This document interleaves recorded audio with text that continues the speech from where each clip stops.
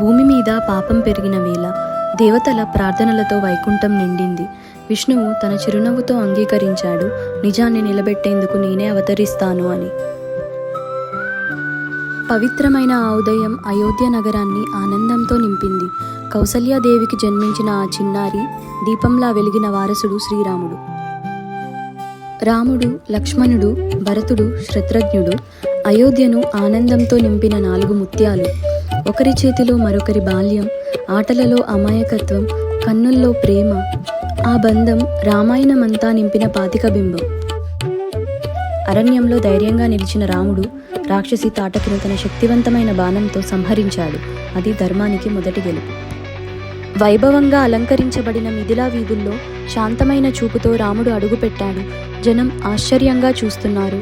ఆ అడుగు భూమిని తాకిన క్షణమే ఓ దివ్య ప్రేమ కథ మొదలైంది.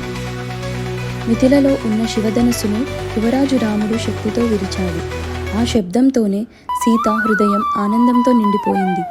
ఆమె రాముడిని వరించిన ఆ రోజు ప్రేమ, ధర్మం కలిసిన మహాకథ మొదలైంది.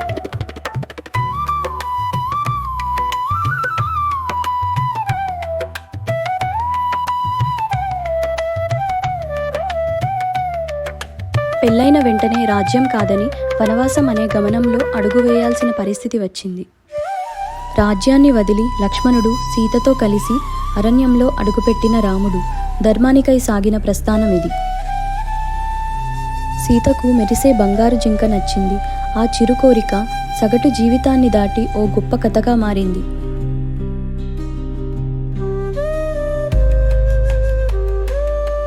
లక్ష్మణుడు బయటకు వెళ్ళిన వేళ వేషధారి రావణుడు వచ్చి రేఖ దాటిన సీతను పుష్పక విమానంలో లంకకు తీసుకెళ్లాడు. పుష్పక విమానంలో కూర్చొని సీతతో బయలుదేరిన రావణుడు ఆకాశంలో ఎదురైన జటాయువుపై కోపంతో దాడి చేశాడు. ఆ వృద్ధ పక్షి ధర్మం కోసం పోరాడింది, కానీ రాక్షసుడి బలానికి తలవంచాల్సి వచ్చింది. రాముడు, లక్ష్మణుడు ఆంజనేయుడిని కలిశారు. అశోకవనంలో కన్నీటి నీడలో కూరుకుపోయిన సీతను హనుమంతుడు కలిసి రాముడు వస్తున్నాడు అనే మాటతో ఆశను నింపాడు. వానర సైన్యం సముద్రం మీద రాళ్లు వేసింది. అది శక్తి కాదు, భక్తి, విశ్వాసం, ధర్మం కలిగిన వంతెన. ఘోరమైన యుద్ధం. చివరికి రాముని అస్త్రం రావణుడి హృదయాన్ని ఛేదించింది. పాపానికి అంతం, సత్యానికి జయం. రాముడు, సీత, లక్ష్మణుడు తిరిగి అయోధ్య చేరుకున్నారు. పూల వర్షం, మంగళ సంగీతం, ప్రజల ఆనంద కేకల మధ్య మళ్ళీ రామరాజ్యం మొదలైంది. Please do like, share and subscribe to our channel. Happy